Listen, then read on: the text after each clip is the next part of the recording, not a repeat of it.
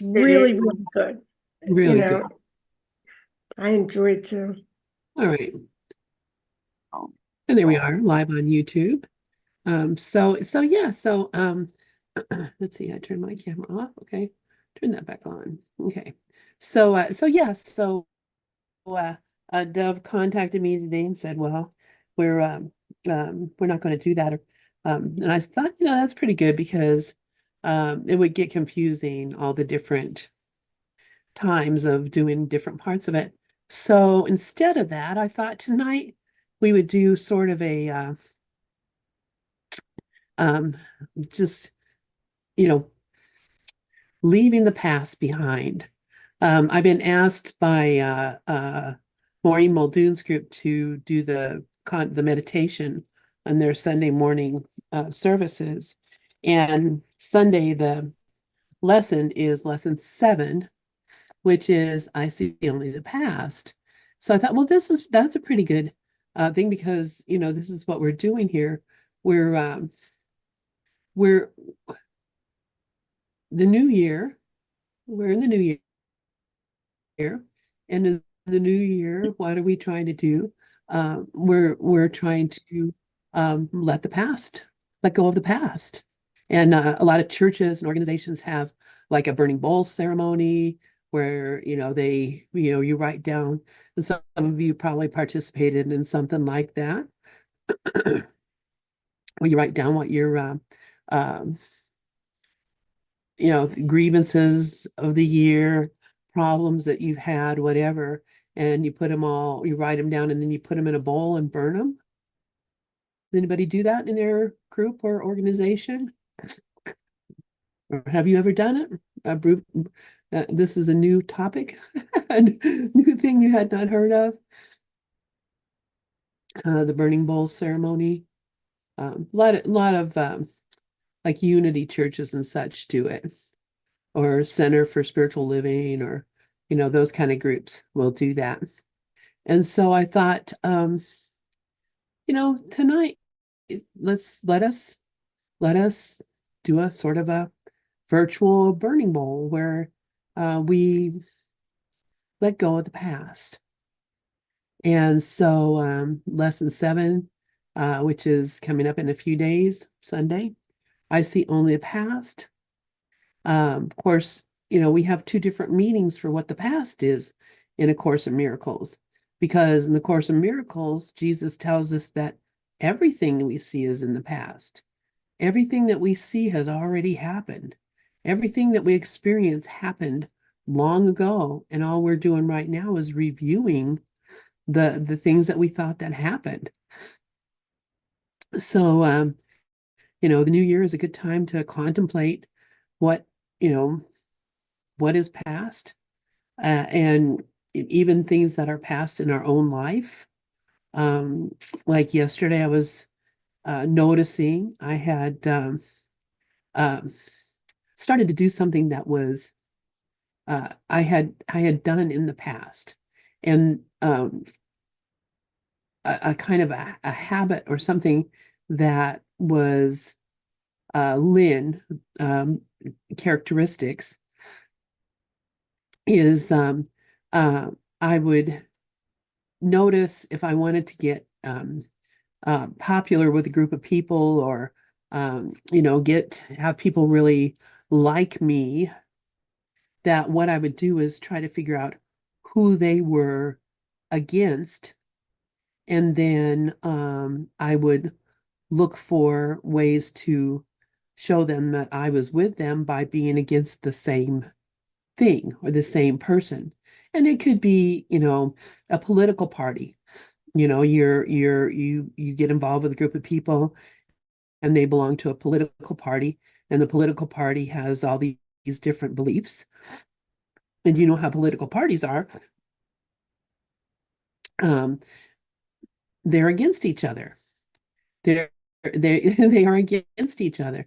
And so if I was with a group of people that I agreed with their political point of view or whatever, then I would join with them in vilifying the other guys, making the other guys look bad.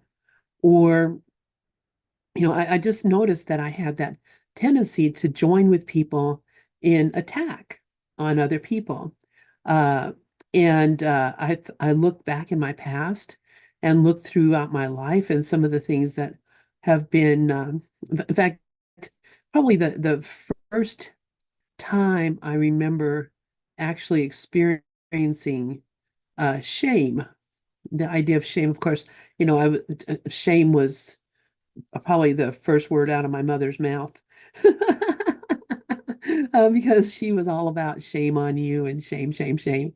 And kind of, I think she maintained a lot of control over us with her idea of, we should be ashamed of ourselves. And maybe mine was the other mother, only mother who did that, but I don't think so. But I remember when I was probably about 4. I wasn't in school yet. I was very young, and we lived in a housing project where there were a lot of kids from all over, and there were some, pretty rough kids there. And there was a kid that nobody liked. Everybody, they were I mean, if you ever saw like that movie, A Christmas Story, where about the little kid at Christmas time and all the things that happened to him at school. And, don't tell me I'm the only person that ever watched that movie either. But that movie, A Christmas Story, there was a kid who everybody hated. His name was Scott Farkle, and he was a neighborhood bully, and he caused all kinds of trouble. And the everybody wanted to do something about him, but nobody would. And finally, that kid Ralphie, when he was being attacked by him, he beat him up. He hit him and he beat him up, and uh, everybody, cheered and thought Ralphie was a hero. Well, that kind of thing happened with me when I was little. That there was a kid and he was troubled and troublesome, and I'm sure he had a terrible home life. I'm sure he had an awful home life, in fact. Um, but all the kids said, okay, we're going to get this kid. And what we're going to do is we're going to take a rope and you be on one side of the road and somebody else will be on the other side of the road with the rope. And they're going to run a race. And they're going to run a race. And when he gets up there, you pull the rope so that it sticks up and that he will trip over it. And then we'll get that bad kid. And so I did.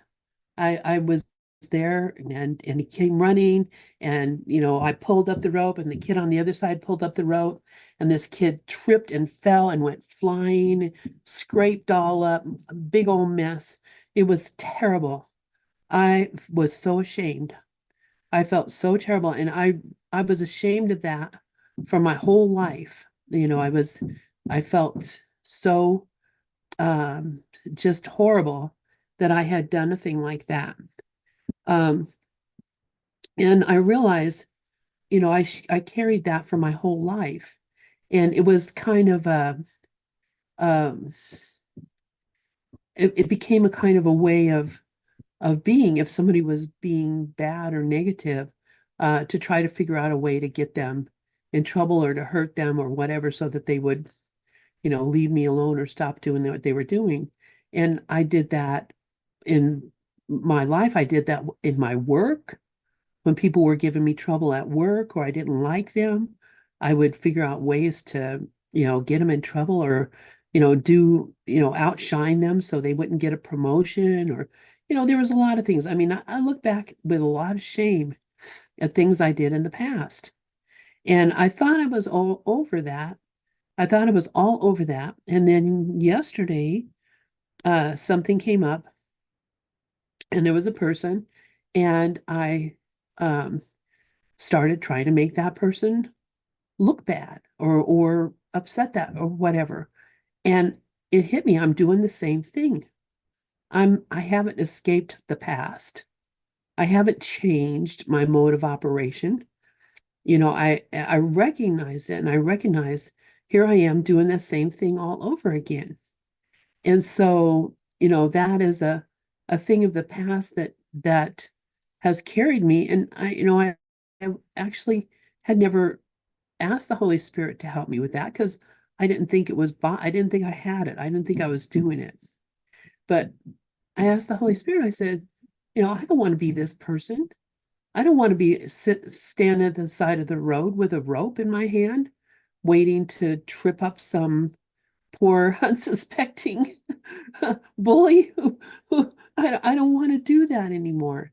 Um, it's a thing of the past, and it's a thing that was I had in my mind was a way to attack and defend. And I realize how stupid it is to think that you need to attack or defend somebody in that kind of a way. So that's a thing of the past that I didn't even know I had. But when I started looking at things I've done about things happening with politics, things that I've done with things happening about things in society and culture, all sorts of things I've done and still do that are that same kind of behavior. And so there's a past that I'm ready to let go of. There is a past that I don't want to repeat or participate in. And I hope if you're hearing that banging, my husband's working on something in the house and he's pounding on things. But so um looking at this lesson, I see only the past. I realize that um the idea is particularly difficult to believe at first. It is the rationale for all the preceding ones. It is the reason why nothing that you see means anything.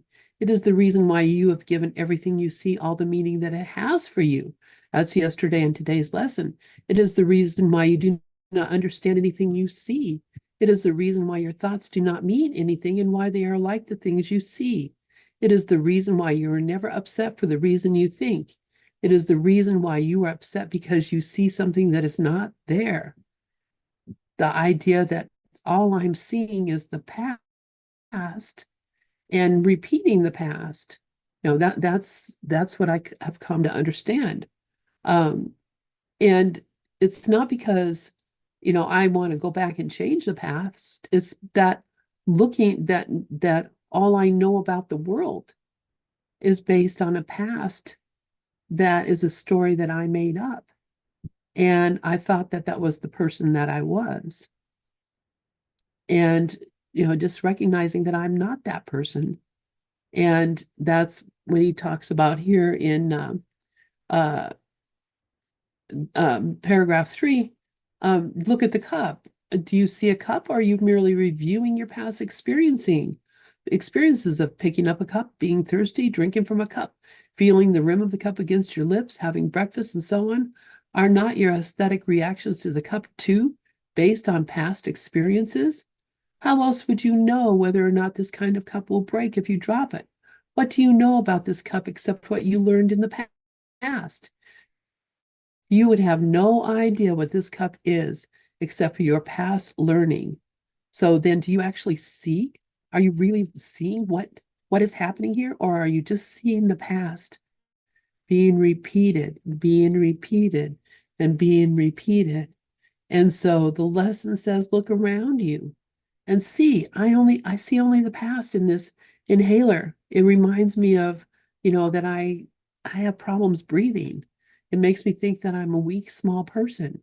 I see only the past in, everything.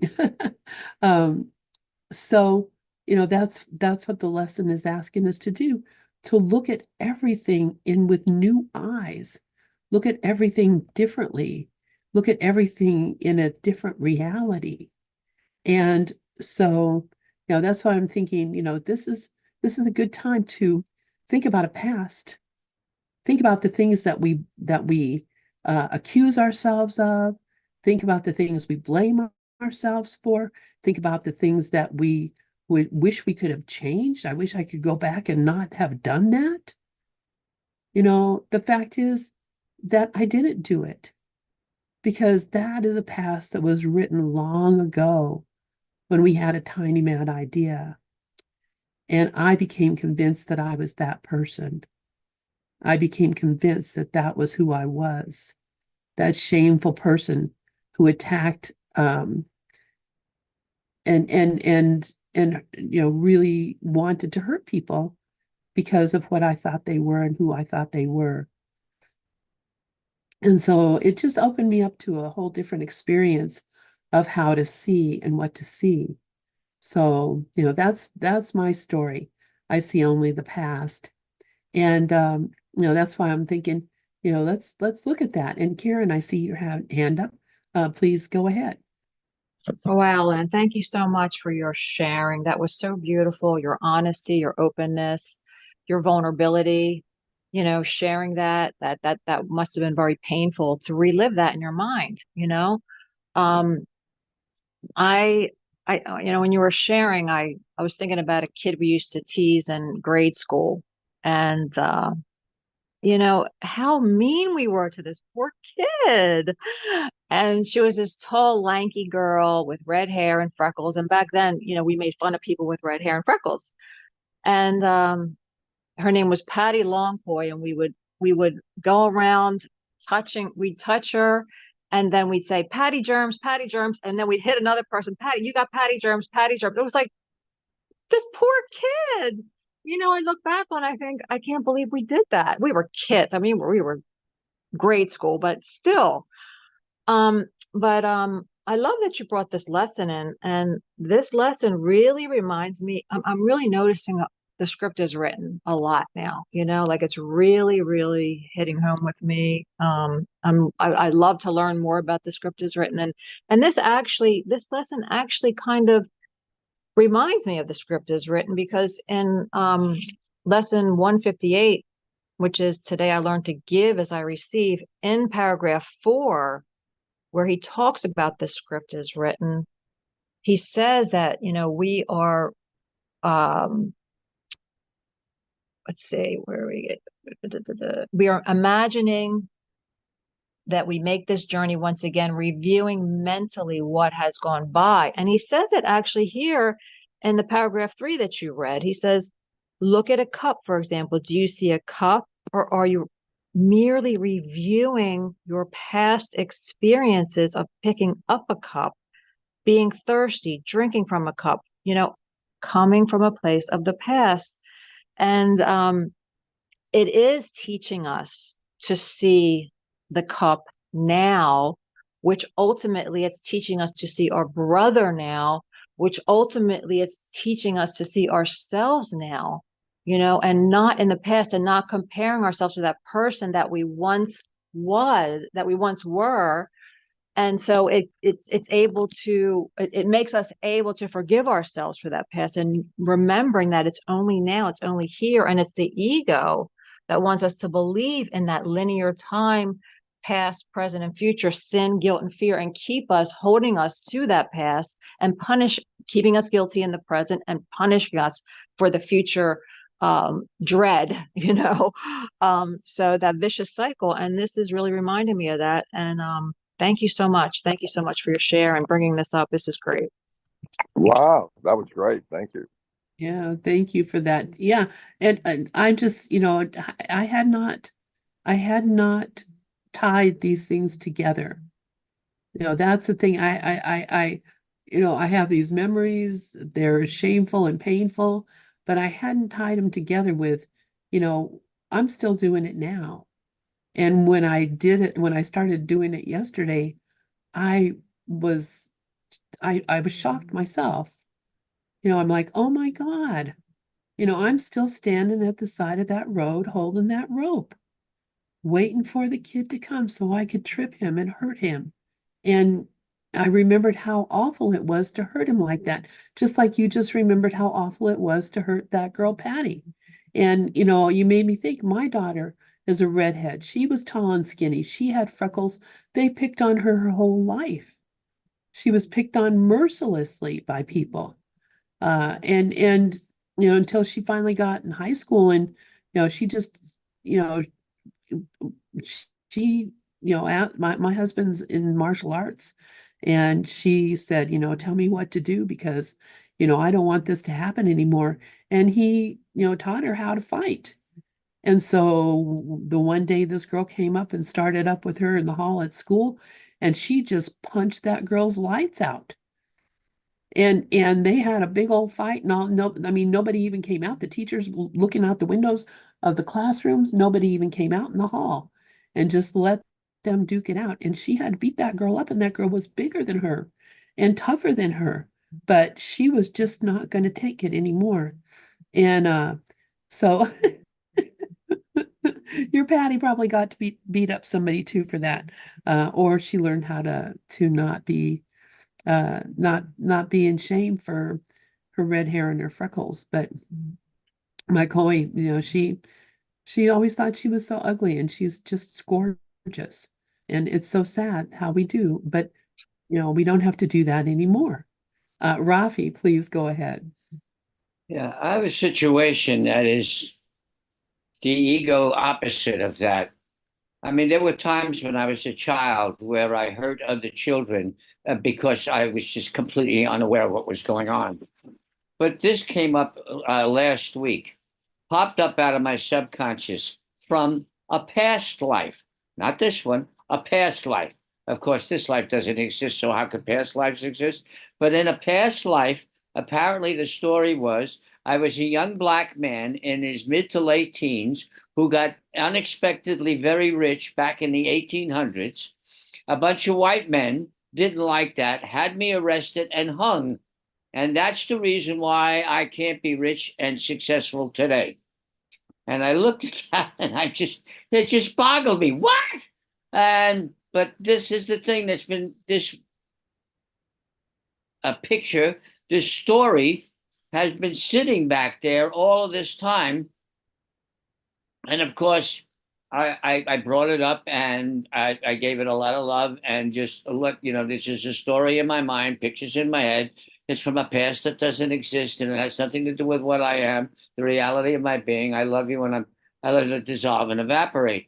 But when it popped up, it almost floored me. What the hell is all this about? So for all of my life, unknowingly, I have been protecting myself with fear, which is also something that impossible. But that's how ego minds work, because of this one silly thing. And the other stuff, the stuff that I did to other children when I was young and unaware, I used a lot of Ho'oponopono. And that worked exceedingly well, as you might expect.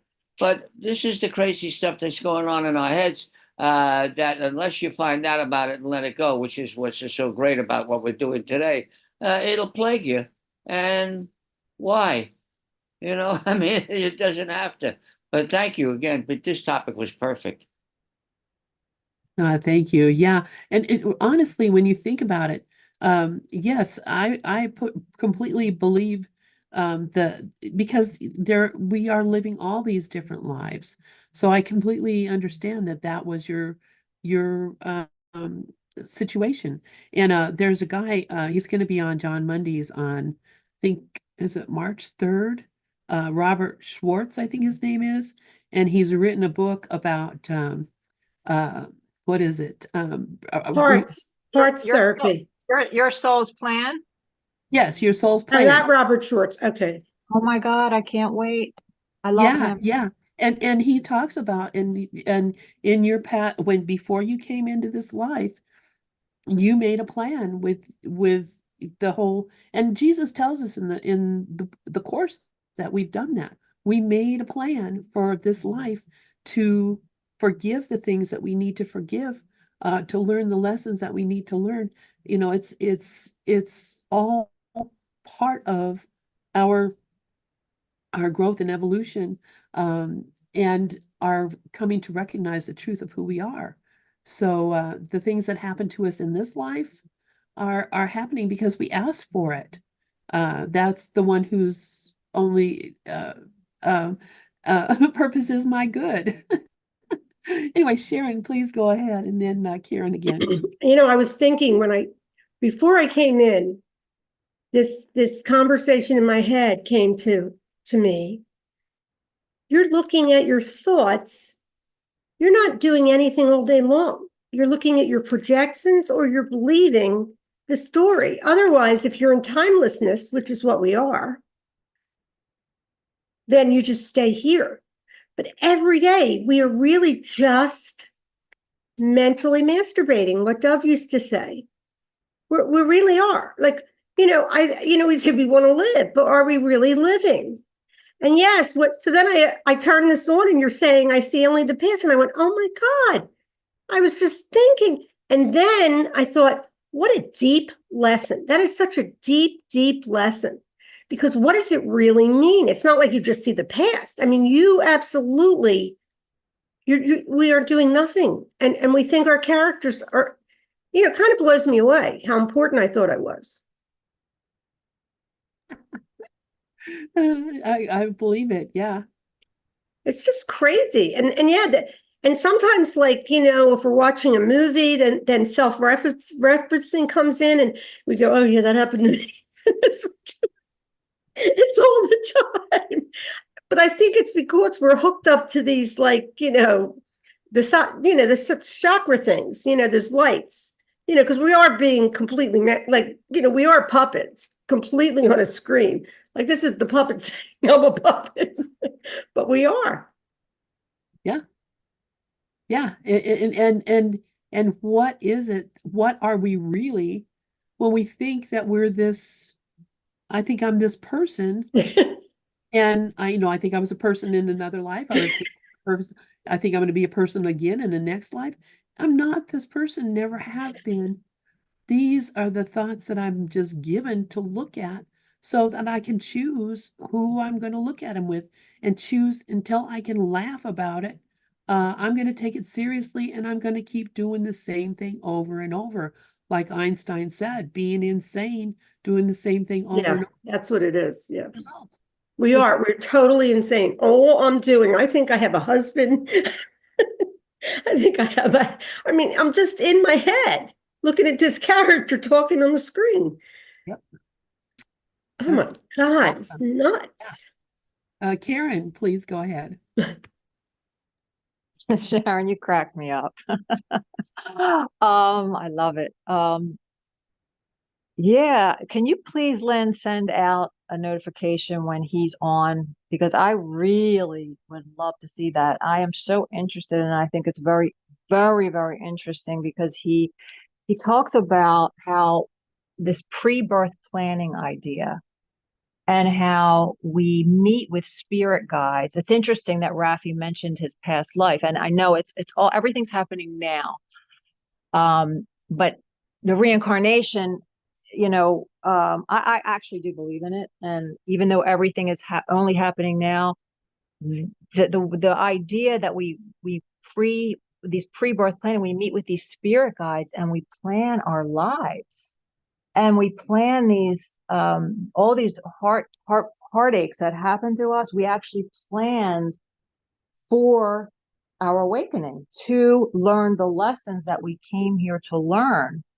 And I just find it very interesting, even though I kind of think it agrees with the script as written, but then on another level it kind of doesn't, with the course, because the course, like Rafi said, everything's happening now and it's all mind. It's all about the mind. It has nothing to do with anything else, but it's all on the level of the mind. It has nothing to do with any kind of behavior or anything. So I get a little confused with that sometimes. But I'm still extremely interested in what he has to say. So if you could just please send out a notification, I would so appreciate that. Thank you.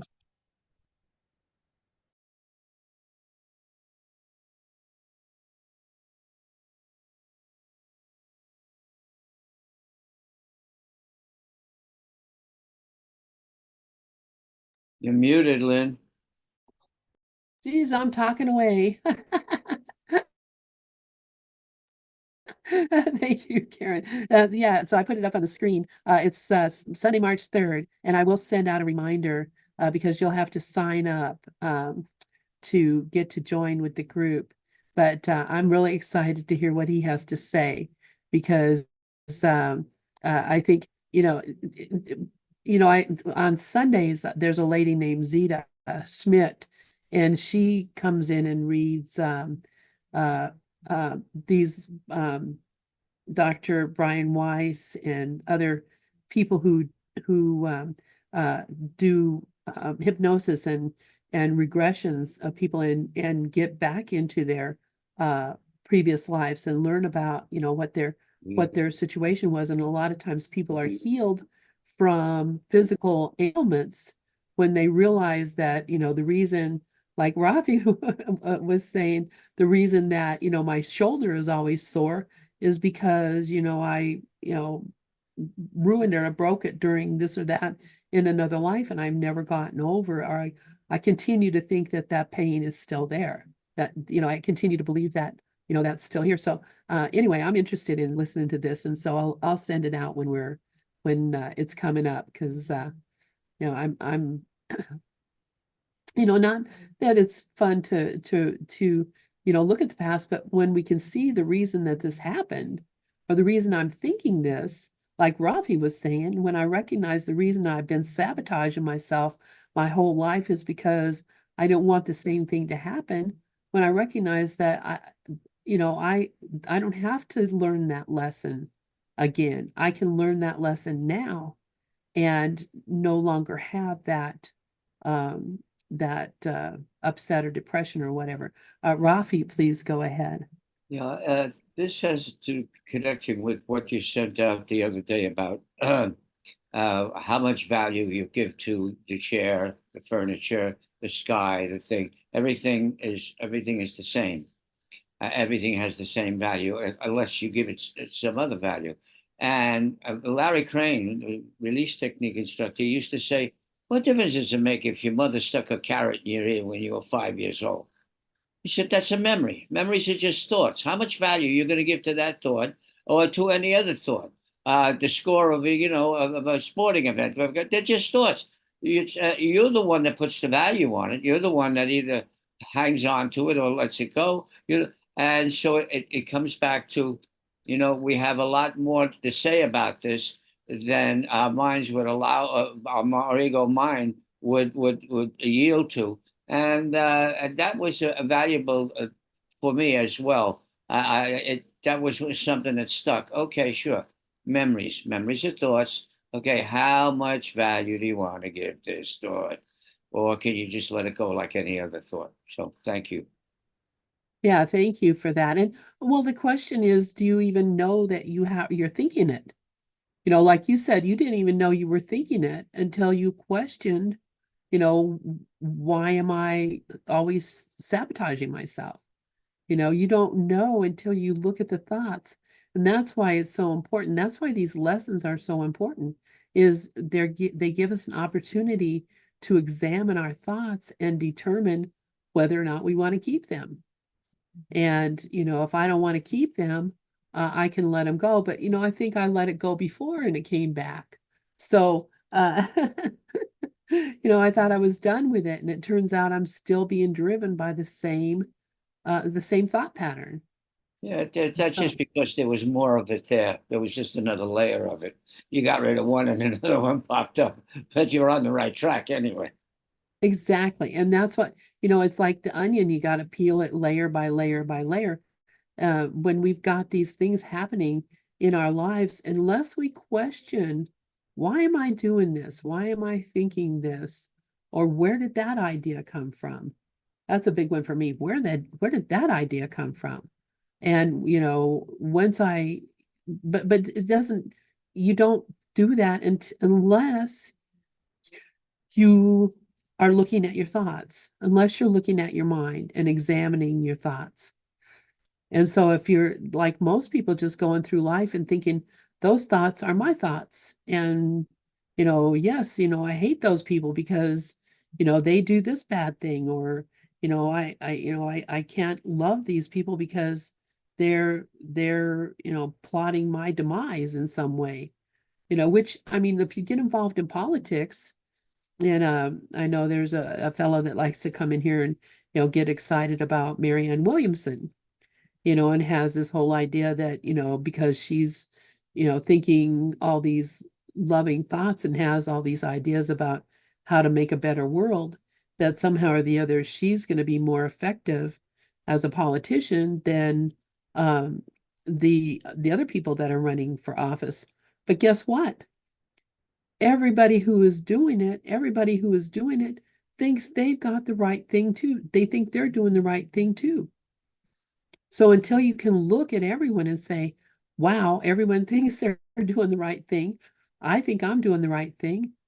What's the basis for that? What's the basis for my belief that if you vote for this person, that means that you don't have any morals? Or if you don't vote for this person, it means that you are not a loving person. What's the basis for that? Where does that thought come from? Because these are just as unreal as the thoughts that we have about, anything else. What thoughts are true? What thoughts are real? What thoughts have an actual basis in reality? And what are we holding on to that are dragging us down? Karen, thank you for putting your hand up. That's a good question, Lynn. And I can't remember where it is. You might remember, or Doug might remember. He says, if you're not thinking with God, you're not thinking at all. So the thoughts that I'm not thinking with God are the thoughts, they're based on the past thoughts, the thoughts I'm thinking about the past, or the thoughts I'm thinking about the future. When I'm not in the present moment here and now, I am not thinking with God, so I am not thinking at all. So I think that would be my answer to that question that you asked. But what I'm thinking about now is what's coming to me with this lesson and with an experience I want to share is from chapter 13, section 4. And it's about the ego. The ego invests heavily in the past, and in the end believes that the past is the only aspect of time that is meaningful.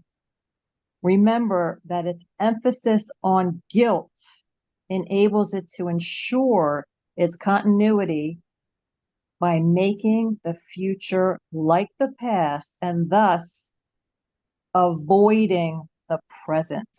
So this is exactly what brought me to A Course in Miracles, because my ego was so invested heavily in the past. And what you were sharing about, something recently that happened to you, the most recent thing that I feel guilt over for treating someone badly about was the way I treated my husband towards the end of our marriage. It was terrible. Both of us, we both treated each other terribly. But I didn't care. I didn't think about what he did. I thought only I couldn't get over my guilt over the way I believed I treated him. I believed the ego made me believe it, invested heavily in the past and believed that, I was making the future like the past. I wasn't allowing myself to forgive myself. And the guilt that I felt over that was relentless. And that's what actually brought me to the Course. And by practicing, the lessons, by practicing forgiveness, I actually was able to forgive myself for all of that. And I'm actually healed from that. And I'm so, so grateful. But I know what that feeling is like, to feel that guilt over something that you did, the way you treated somebody. But actually, we're always doing this to ourselves. So I was actually, if I remembered who I was as God created me, I never would have done that, because I was really attacking myself and projecting it out onto him. So I'm grateful, and I mean, I'm indebtedly grateful for this course, and for everyone here, and for these lessons, and for just being here tonight. Thank you. Thank you, Karen. Yeah, I mean, I think that's the thing to do, is to be able to look at the patterns. And, I'm sure that your husband was not the first one that you did that with. And that, that there's that, when you look about it, you can find that you're doing it still with something else or somebody else or some group or whatever. We're always looking toward the guilt of others to uh, to keep ourselves, make ourselves feel better. So this thing that you pointed out in chapter in the text here, the ego has a strange notion of time, and it's with this notion that your questioning might well begin. That's it.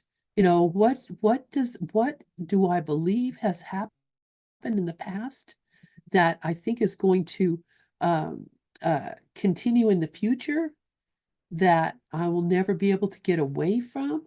I'm, I can't, I can't be free of the guilt. And that's exactly what it is. It's guilt. Geez, you talk about your ex-husband, I think about, my ex-husband and all my ex-partners and everybody that I've ever had a relationship with, how again, it's the same patterns over and over and over of accusation and sin and guilt and fear and you know never seeing their innocence, and at the same time not seeing my own innocence either, because obviously I must be guilty if I'm projecting all this guilt. It's really it's really maddening. And that's why, I'm saying people, and at the end of the year, they do the burning bowl ceremonies where they write down all the things that they want to give up from the past year, and or the things that have held them in some sort of trap or whatever, and they put it in the bowl and they burn it, and that ceremonial way of letting go of the past. But it's not that simple. I wish I could just write it on a piece of paper and burn it up and then not feel guilt about it for the rest of my life. But that's not how it works. You have to do, like Rafi said, you have to do the work of, bringing it up, looking at it, asking, is this a thought I want to keep? Is this a thought that God would have me think? Is this a thought that God thinks? There's those are some good questions. And like you said, the whole idea of the only thoughts of mine that are real are the thoughts I think with God, uh, could really solve a lot of that if I really believed it. If I really believed it, and if I really uh, knew what I was letting go. But we don't know what we're letting go. We just feel uncomfortable, and there's some people that we feel less comfortable around. There's some people that we feel more comfortable around. And when you look at it, what is it that is making a difference? What is the difference? Karen, please go ahead. Yeah, what's coming to me now is what we're reading now in chapter 25. We read the justice of heaven first. And in the justice of heaven, he says, the Holy Spirit's problem solving is the way in which the problem ends. It has been solved because it has been met with justice. Until it has, it will recur because it has not yet been solved.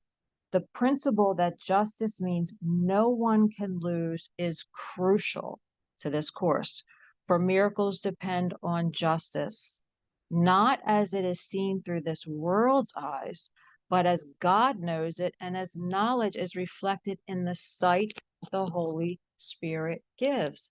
So when I can truly give my problem to the Holy Spirit, it ends. The problem is over. And when I can remember that justice is for all, justice is for all. It's not just for me. When I forgive a brother, I'm forgiving everything. It's that it's for everyone. When I accept the atonement for myself, the whole world is healed. When I remember the truth, and you were sharing about this yesterday, Lynn, that what about Hitler? What about this? What about that?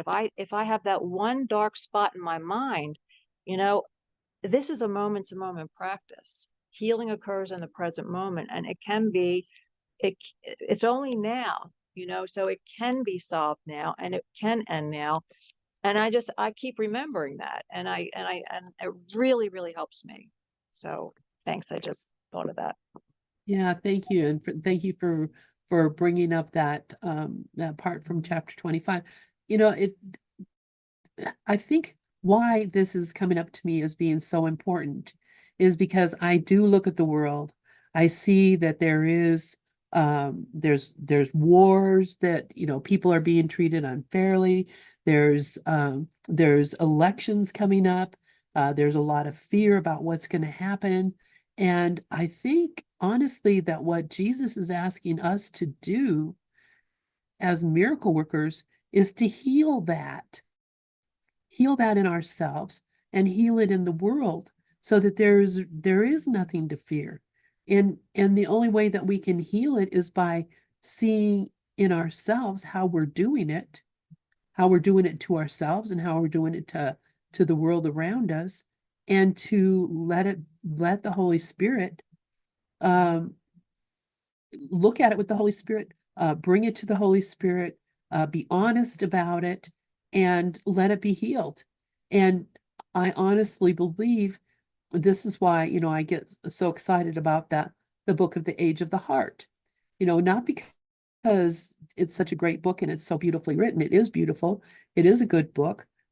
But what is we're being asked to do in that book from, Jesus is, channeled through that, is what they say, and I have no reason to disbelieve it, because it's the perfect thing for Jesus to be asking us, is for us to heal our minds so that we are not a part of the problem, that we are actually a part of the solution to the problems that seem to be happening in the world. That, the age of the heart is bringing about a time when we can peacefully come to the bridge, and we can bring our brothers to the bridge, so that we can see peace instead of the problems and wars of the world, and we can be the peacemakers. We are the blessed are the peacemakers, for they shall be called children of God. That's what we are. And if we are at war in our own mind because of past beliefs, then we're not part of the solution at all. We are the problem. I'm not part of the solution at all. I am the problem. And so that's why it's so important to me, is to as this says, be certain any answer to a problem the Holy Spirit solves will always be one in which no one loses. So, if I'm looking at the problem of politics in America, I'm actively hoping for somebody to lose. I'm actively hoping for someone to win. I'm actively looking to try to break up the chances of somebody to become elected president, because I fear what they can do. I fear what they will do. And it doesn't matter who you're talking about. If there are people that think one of them is going to destroy everything, there are people think the other one is going to destroy everything. That's not the Holy Spirit's solution. There is no loser in the Holy Spirit's solution. So I must be barking up the wrong tree when I'm thinking about, what am I going to do about this election? What am I going to do? Karen, please go ahead. There's so much fear involved in this decision making. I was talking to a friend of mine and I said, I think I'm gonna vote for Marianne, And I was like so excited that she was running again and so proud of her, And you know what this person said to me? They said, and this is so fear-based. The person said, if you vote for Marianne, you're giving the election to Donald Trump. And I'm not trying to get political here or anything. I'm just, since you brought it up, I'm just saying, And I said, well, why do you say that? He said, because no, she's not going to win. And like that's the mentality of the norm. And if you give her the vote, if you vote for her, you're just giving it to Donald Trump. It's more votes for him. So I don't even know what to think about that. I just wanted to share that there's so much fear. And I think that, fear is of the ego. All fear, it's a 100% fear. The ego thought system is, and the Holy Spirit is 100% love. And which thought system am I putting my faith in here? Do I trust that all things work together for good, that this script is written, that everything is happening perfectly, and the only thing that I can do is change my mind about it, and trust it. And because, everything all the things that I know that's happened in my life that I thought were terrible ended up working for my greatest good.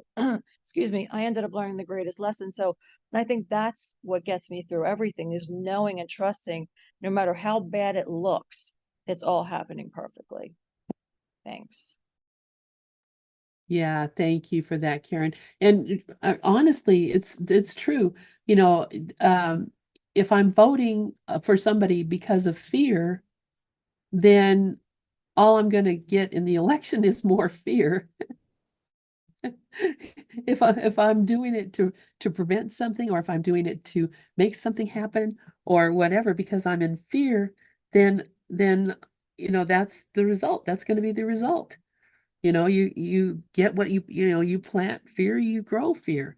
So maybe I should be looking at it in terms of what would you have me do? What would you have me say?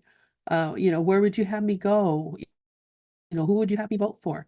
And the Holy Spirit's going to say, I don't give a crap who you vote for, because there's nothing in this world that's real.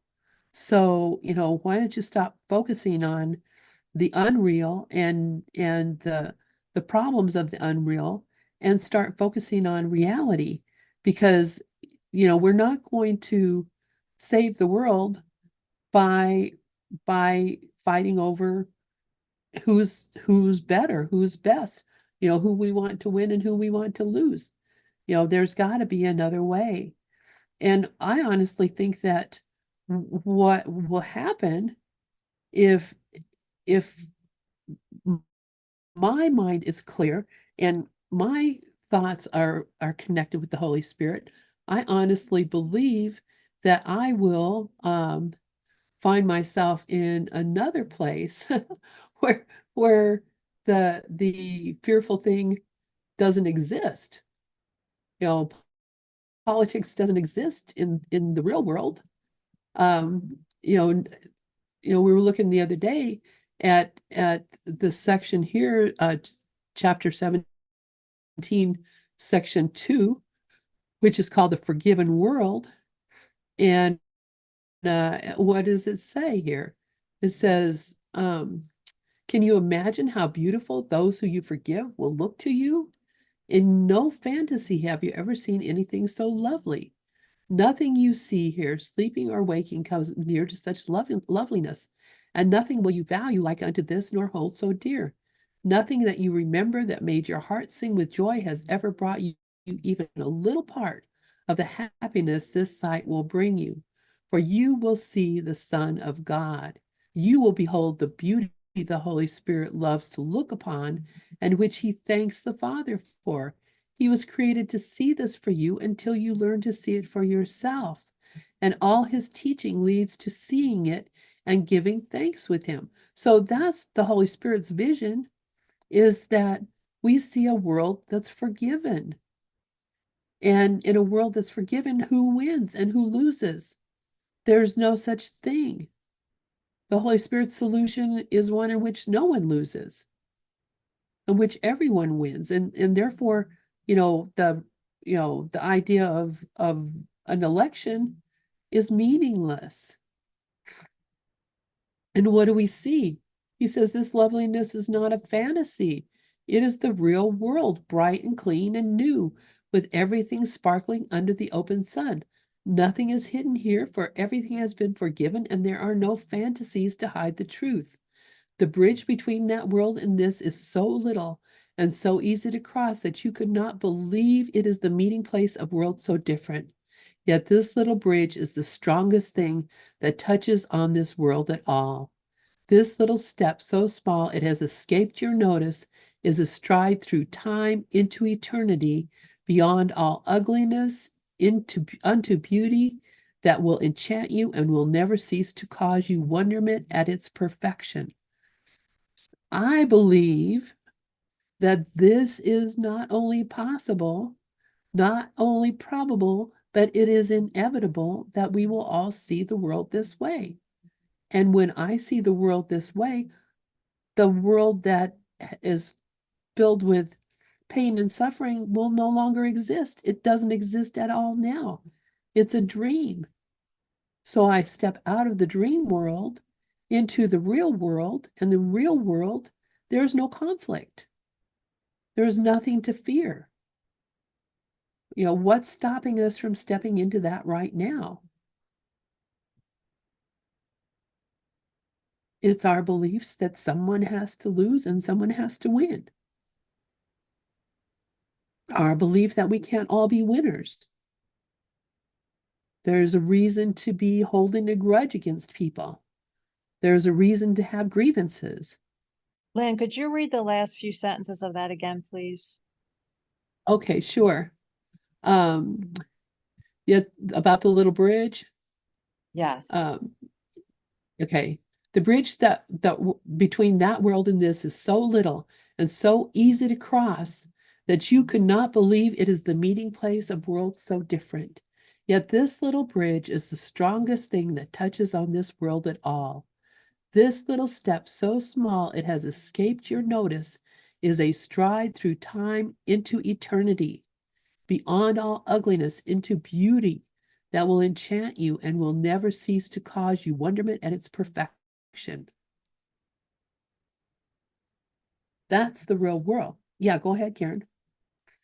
That is so beautiful. I haven't heard that in so long. And that is the miracle. That is changing our mind. That is asking to see this differently. That is just really wanting to see another way. It's only all it is a shift in perception. That's it. The real world is a state of mind. It's a state of mind. It's asking the Holy Spirit, and then it's the answer is that's what we see, because that is all there is, and that's the truth. And that is so beautiful the way it's worded. I just haven't read that and heard that in so long, and hearing it again just sparks something in me. It just sparks the reality of the truth, that that's all it is. It's a decision. It's a decision for the Holy Spirit. It's a decision to remember the truth. It's beautiful. Thank you so much for that. That was gorgeous. Yeah, and along with that, Karen, this world is just a thought. This world that I'm seeing now is just a thought. It can be changed. Yeah, this is just an idea. And it can be changed with just as easily. And it's just a little step. I love that too. Does anybody else have anything that they'd like to share? I can't believe our time is up already. Uh, I, it just, I think he's talking about a reality. He's talking about the disappearance of the universe. Because here in paragraph 4, he says, the stars will disappear in light, and the sun that opened up the world to beauty will vanish. Perception will be meaningless when it has been perfected, for everything that has been used for learning will have no function. This world will have no function. This body will have no function. This political system will have no function.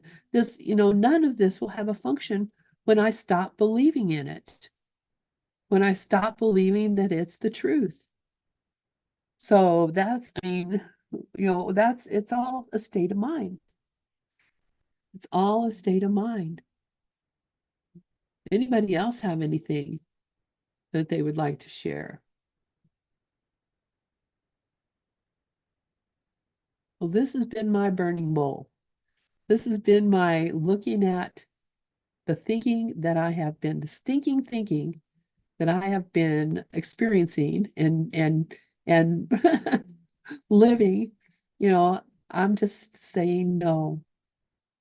I'm not gonna, I'm going to look and I'm going to stop and stop, look, and listen. All right, you guys.